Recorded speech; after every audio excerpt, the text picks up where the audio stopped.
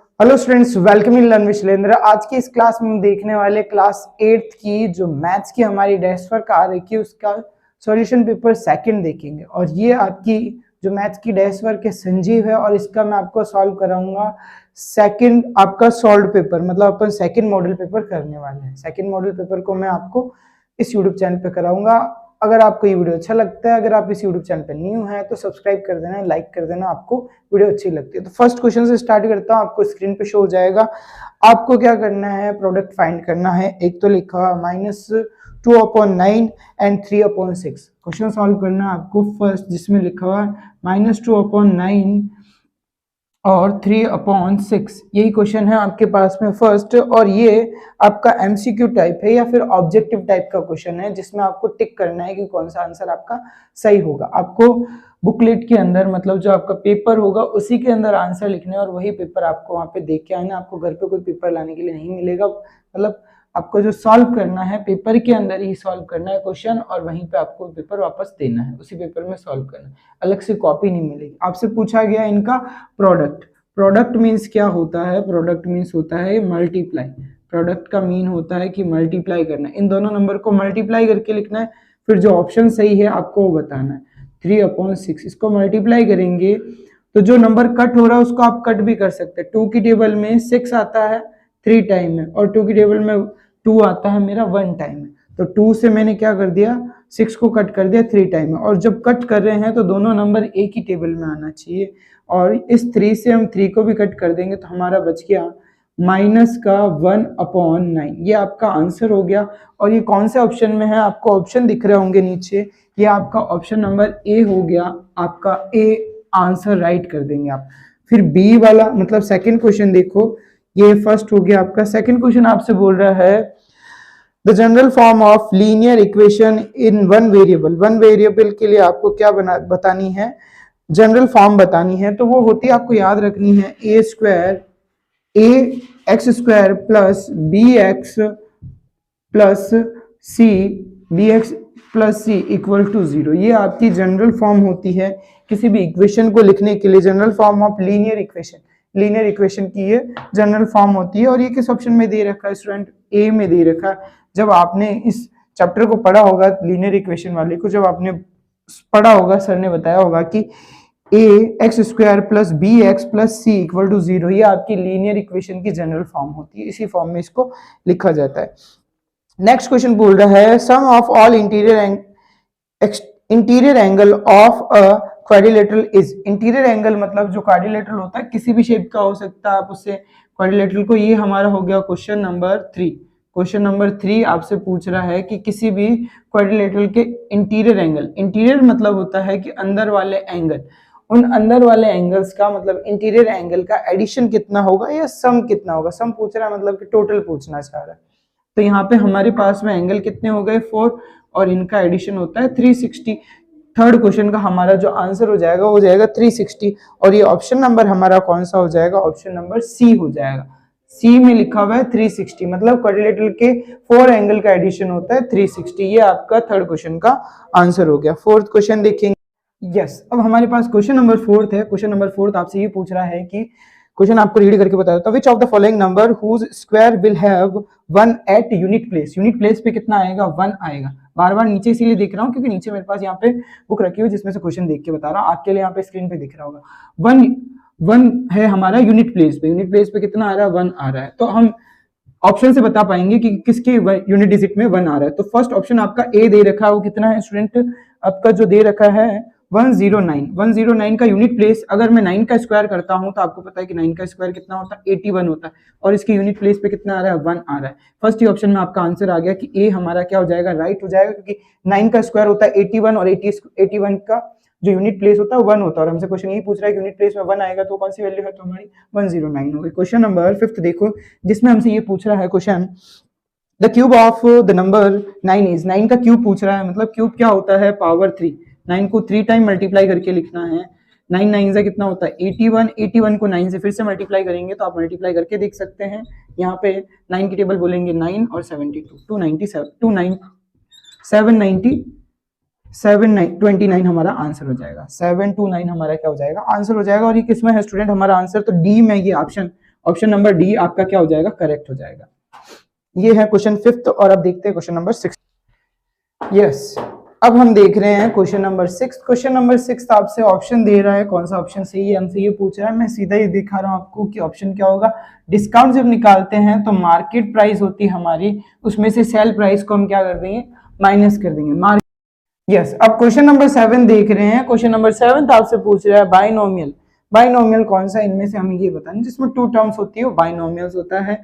अब यहाँ पे 1 टर्म है और x है वेरिएबल, और यहाँ पे x और y है और 5 भी है, ये बाइनोमियल के अंदर नहीं आएगा। आप इसे बाइनोमियल नहीं बोल सकते क्योंकि ये दोनों क्या हो जाएगा, 7 हो जाएगा ऐड होके, हम इसे बाइनोमियल बोल सकते हैं। इसीलिए हमारा ऑप्शन नंबर बी क्या हो रहा है, यहाँ पे करेक्ट हो रहा है। ये आपकी संजीव की जो आपकी डेस्क वर्क आती है उसका मॉडल पेपर नंबर 2 हम सॉल्व कर रहे हैं स्टूडेंट यहाँ पर। अगर आपको कोई डाउट आता है तो आप कमेंट में हमसे पूछ सकते हैं। नेक्स्ट अब हम देख रहे हैं क्वेश्चन नंबर 8 और ये आपका हो जाएगा लास्ट। यस, तो क्वेश्चन 8 थे हमारे पास में 4 की पावर 9 मल्टीप्लाई 4 की पावर 3। जब भी मल्टीप्लाई में होता है कोई भी नंबर और उनका बेस सेम होता है, जैसे 4 और 4 बेस सेम हो गया, जब बेस सेम होता है तो उसकी पावर क्या हो जाएगी, ऐड हो जाएगी। 9 प्लस 3 कितना हो जाएगा, 4 की पावर हो जाएगी आपके पास में 12। ये हमारा आंसर आ जाएगा। 4 की पावर 12 कौन से ऑप्शन में है, तो 4 की पावर 12 हमारा ऑप्शन नंबर हो जाएगा सी। आपका सी ऑप्शन क्या हो जाएगा, यहाँ पे करेक्ट हो जाएगा। अब यस, अब हमसे क्वेश्चन ये पूछ रहा है कि इसमें हमने मल्टीप्लिकेशन की कौन सी प्रॉपर्टी यूज की, उसका आंसर लिखना है आपको। तो माइनस का 13/17 मल्टीप्लाई माइनस का 2/7 इक्वल टू माइनस का 2/7 मल्टीप्लाई माइनस 13/17। आप देख रहे हैं कि ये वाली टर्म और ये वाली टर्म क्या सेम है, ये वाली टर्म और ये वाली टर्म सेम है, मतलब इसने आगे पीछे किया है। तो इसने मल्टीप्लिकेशन की कौन सी प्रॉपर्टी यूज की, इसने मल्टीप्लिकेशन की प्रॉपर्टी यूज की। इस प्रॉपर्टी का नाम हो जाएगा कम्यूटेटिविटी प्रॉपर्टी। ये मल्टीप्लिकेशन का एक मेथड होता है जिसमें नंबर आगे पीछे हो जाते हैं और कुछ नहीं होता है। इस प्रॉपर्टी का नाम आपको याद होना चाहिए और कुछ नहीं। अगर नाम याद है तो आप सॉल्व कर सकते हैं। बंद कर। यस, इसको सॉल्व करने के लिए बोला गया है। जब भी सॉल्व करने के लिए बोला जाए, मतलब आपसे पूछ रहा है क्वेश्चन, आपको x की वैल्यू फाइंड करनी है। ये x वाली टर्म है, ये भी x वाली टर्म है। x वाली टर्म्स को एक तरफ करेंगे तो 2x/3 माइनस, क्योंकि इसके आगे कोई साइन नहीं है तो प्लस है और प्लस इस तरफ आएगा तो माइनस हो जाएगा। इक्वल के एक तरफ आने से साइन चेंज हो जाएगा।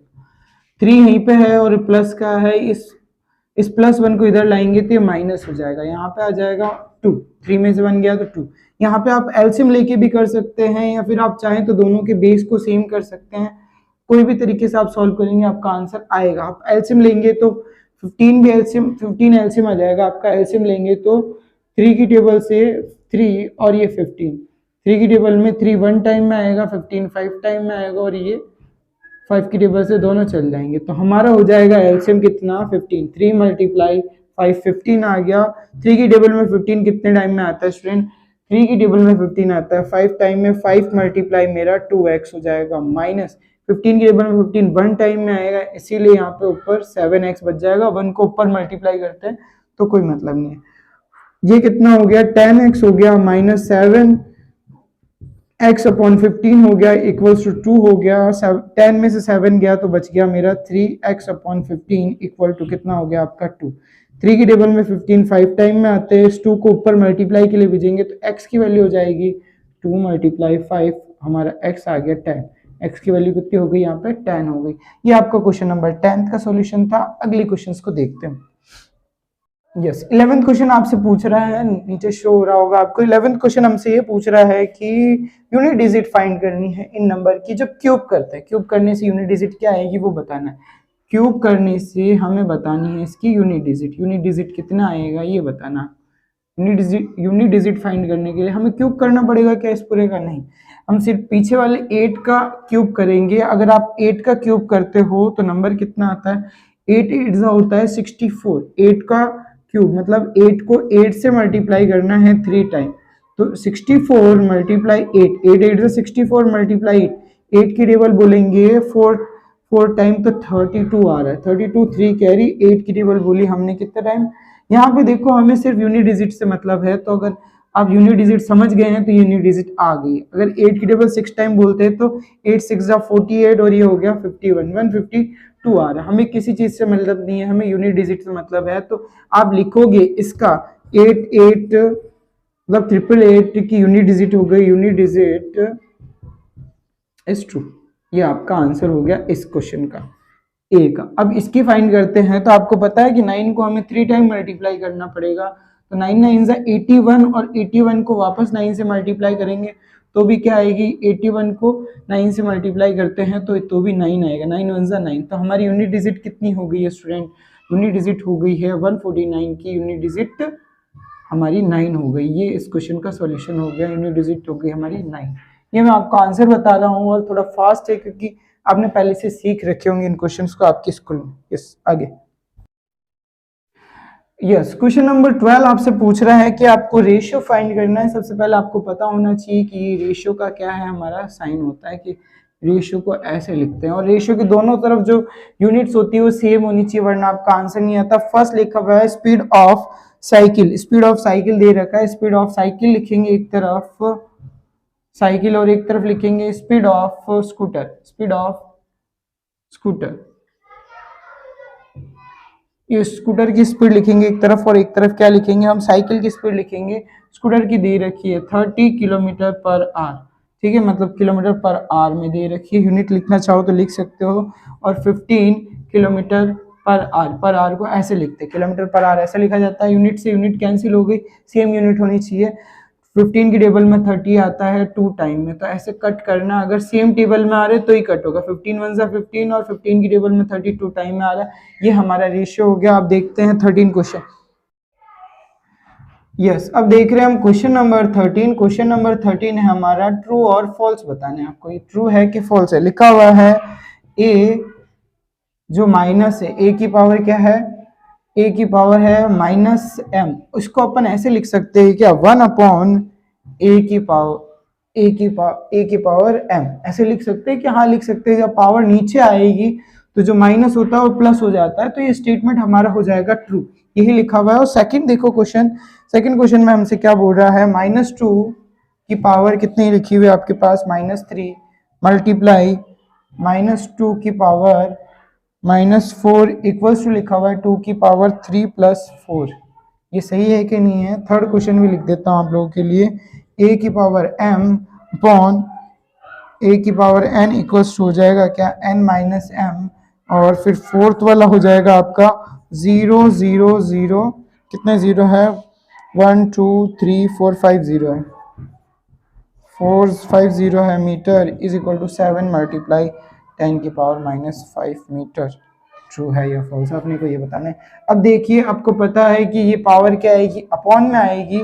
जब भी हो सकता है -2 बेस सेम हो गया तो पावर क्या हो जाएगी, ऐड हो जाएगी। जब बेस सेम होता है तो पावर ऐड हो जाती है।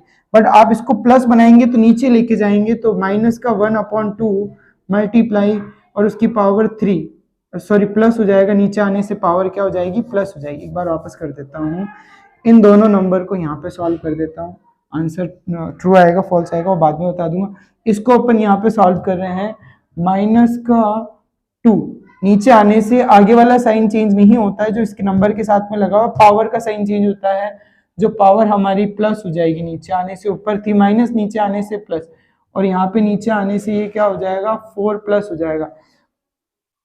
और जब बेस सेम होता है तो पावर ऐड हो जाती है, तो नीचे आ जाएगा -2 की पावर 3 + 4 7 हो जाएगा। और इसने ऊपर ले जाके लिखा है, मतलब ये रॉन्ग लिख रहा है, तो ये फॉल्स हो गया। आज समझ पा रहे हैं, अगर समझ पा रहे हैं तो वीडियो को लाइक करें। यहाँ पे m पावर है और यहाँ पे n पावर है, इसको ऊपर ट्रांसफर करेंगे तो ये क्या हो जाएगा, m की पावर -n। ये आपका आंसर होना चाहिए, पर इसने n - m लिखा है जो कि गलत होगा, तो हम इसे भी क्या बोलेंगे, ये फॉल्स है। अब इसको सॉल्व करते हैं। आपको पता है कि जैसे ही हम काउंट करेंगे यहाँ पे, अब चाहे तो जीरोस रिमूव करके नीचे लिख सकते हैं 1 2 3 4 5 6, 10 की पावर क्या हो गई है, 6 हो गई। अब यहाँ पे लिखा हुआ है 10 की पावर 6, 7 मल्टीप्लाई 10 की पावर क्या हो गई है, 6 हो गई। अब इन पावर को ऊपर ले जाएंगे तो 7 मल्टीप्लाई 10 की पावर -6 होगी। क्या -6 आ रहा है, नहीं आ रहा, तो ये भी स्टेटमेंट हमारा क्या हो गया, फॉल्स हो गया। फर्स्ट वाला ट्रू था, बाकी सारे फॉल्स है, ये आपका आंसर हो गया विद सॉल्यूशन क्वेश्चन नंबर 13। अब देखते हैं 14। अब हमारे पास में क्वेश्चन नंबर 14 दे रखा है जो ब्लैंक्स है। तो फर्स्ट ब्लैंक में क्या है हमारे पास, diagonals of a rhombus are blank to each other. जो डायगोनल्स होते हैं वो रोम्बस के वो क्या होते हैं, ये रोम्बस मान लो और इसके ये डायगोनल्स हो गई। अब ये डायगोनल्स क्या परपेंडिकुलर बाइसेक्ट, परपेंडिकुलरली बाइसेक्ट कर रहे हैं, ये परपेंडिकुलरली बाइसेक्ट कर रहे हैं, यहाँ पे 90 डिग्री का एंगल बन रहा है, इधर भी इधर भी, तो ये सही होगा। ये पैरेलल नहीं हो सकता, पैरेलल मींस कि क्या डायगोनल ऐसे पैरेलल है क्या, डायगोनल कभी पैरेलल होने लगे। तो यहाँ पे हमारा जो जो हम फिलअप में फिल करेंगे वो होगा हमारा 14 का फर्स्ट होगा, 14 क्वेश्चन का फर्स्ट होगा जो उसमें हम लिखेंगे परपेंडिकुलरली बाइसेक्ट, मतलब फर्स्ट वाला हम लिखेंगे जो परपेंडिकुलर बाइसेक्टर, ये हमारा आंसर हो जाएगा इसमें। अब सेकंड वाला देखो, इसी के सेकंड वाला लिखा है diagonal of rectangles are equal और unequal. Diagonals of rectangle, rectangle आपको पता है जिसकी लेंथ और ब्रेथ होती है, मतलब जो अपोजिट साइड्स होती है वो इक्वल होती है, तो इसके जो डायगोनल्स होंगे वो इक्वल होंगे या अनइक्वल होंगे, तो ऑब्वियस सी बात है कि ये क्या होंगे स्टूडेंट, इक्वल होंगे। ये क्या होंगे, इक्वल हो जाएंगे, हमारे डायगोनल्स हो जाएंगे इक्वल। फिर थर्ड दे रखा है sum of measures of the exterior angle of polygon is. Polygons के मतलब कोई भी पॉलीगन है उसके एक्सटीरियर एंगल मतलब सारे बाहर वाले एंगल्स, यहाँ पे जितने भी बाहर वाले एंगल्स बनते हैं, ये बाहर की तरफ एंगल्स बन रहे हैं, इनका एंगल हमेशा 360 का होता है, इसीलिए 360 लिखेंगे, 180 नहीं लिखेंगे। हमेशा एक्सटीरियर एंगल का जो एडिशन होता है 360 होता है किसी भी पॉलीगन के अंदर। नेक्स्ट देख रहे हैं, if the non parallel side of a trapezium are equal then it is called isosceles trapezium. Isosceles trapezium बोलेंगे स्टूडेंट, यहाँ पे हमारा क्या हो जाएगा, आइसोस्केलस ट्रेपेजियम, ये हो गया आपका आइसोस्केलस ट्रेपेजियम। और इस तरह से हमने ब्लैंक्स को भी क्या कर लिए, फिल कर दिए, ये हो गए आपके। यस, ये है हमारा क्वेश्चन नंबर 15। क्वेश्चन नंबर 15 आपसे बोल रहा है इनको मैच कराना है, मैच वही होगा जो सही ऑप्शन होगा, इनको सॉल्व करके फिर आपको मैच करना है। जैसे ए इनसे मल्टीप्लाई होगा, आपको पता है कि ए पहले बी के पास जाएगा फिर सी के पास जाएगा, ए बी और उसके साथ में क्या हो जाएगा, ए सी हो जाएगा, ए बी और क्या हो जाएगा, ए सी, क्योंकि ये एक बार बी के पास जाएगा और ए एक बार सी के पास जाएगा, तो ये आपका आंसर हो जाएगा। और ये कहाँ दिख रहा है हमें, हमें दिख रहा है फोर्थ में, तो इससे हम फोर्थ से मैच करा देते हैं, ये फोर्थ से मैच हो गए।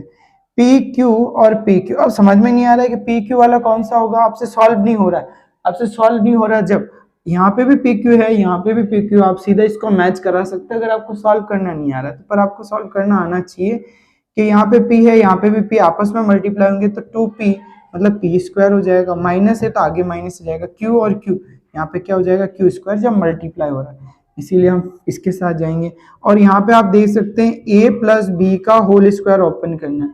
A प्लस बी का होल स्क्वायर क्या होता है student, A square plus 2AB plus B square. यहाँ पे मेरा A क्या हो जाएगा x, B क्या हो जाएगा 2, वैल्यू रखेंगे, x की जगह आ जाएगा तो x स्क्वायर प्लस 2 की जगह 2 आएगा फॉर्मूले में, और a हमारे पास में कितना है, x है, तो हम x रख लेंगे, और मल्टीप्लाई b कितना हो गया मेरा 2 हो गया, तो 2 पुट कर लिया, और यहाँ पे 2 का स्क्वायर हो जाएगा क्योंकि b हमारा 2, तो ये x स्क्वायर 2 मल्टीप्लाई 2 हो जाएगा आपका 4x प्लस 4, 2 का स्क्वायर कितना हो जाएगा 4। ये ऑप्शन कहाँ पे है मेरा, ये हो गया, और बचा हुआ ऑप्शन ये होगा क्योंकि इनकी पावर क्या हो जाएगी, मल्टीप्लाई में बेस सेम होता है तो पावर ऐड हो जाती है, a की पावर 5, आपका ये ऑप्शन हो गया मैच द फॉलोइंग। इस तरह से ये मैच द फॉलोइंग आपके हो गए। यस, क्वेश्चन नंबर 16 आपको पूछ रहा है, एक फिगर दे रखा है और आपसे पूछ रहा है दो क्वेश्चन पूछ रहा है, लिस्ट द आउटकम, आउटकम्स बताने हमको। एक तो इसके लिए आउटकम्स बताने हैं कि इस स्पिनिंग रोल से अगर अपन देखेंगे, इस फिगर से देखेंगे तो आउटकम क्या आएंगे। फिर आपसे पूछा गया है कि 2 कॉइन्स को आप क्या करते हैं, टॉस करते हैं, 2 कॉइन्स को टॉस करते हैं तो क्या आउटकम्स आएंगे हमारे पास में, क्वेश्चन हमसे ये पूछना चाह रहा है। तो इसमें आउटकम क्या होगा, फर्स्ट ए हो जाएगा, ए 2 टाइम है बट आउटकम तो एक ही आएगा, मतलब ए आएगा, अगर दोनों टाइम जाएगा तो भी ए आएगा, इसीलिए हम ए रखेंगे। बी, सी और डी, उसके अलावा कोई और आउटकम आ सकता है क्या, इसको स्पिन करने से नहीं आ सकता, ये स्पिन रोल का हमारा ये हो गया, नीडल हो गया। अब कॉइन को हम क्या करते हैं, टॉस करते हैं, तो एक बार हेड आ सकता है टेल और हेड आ सकता है, और एक बार हेड और टेल आ सकता है, या फिर दोनों ही कॉइन पे टेल टेल आ सकता है और दोनों ही कॉइन पे क्या आ सकता है, हेड आ सकता है। अब दोनों कॉइन्स को क्या कर रहे हैं, टॉस कर रहे हैं, ऊपर फेंक रहे हैं, तो एक पे टेल आ सकता है, एक पे हेड आ सकता है, या फिर एक पे हेड और एक पे टेल आ सकता है, दोनों पे ही टेल हो सकता है और दोनों पे ही हेड हो सकता है।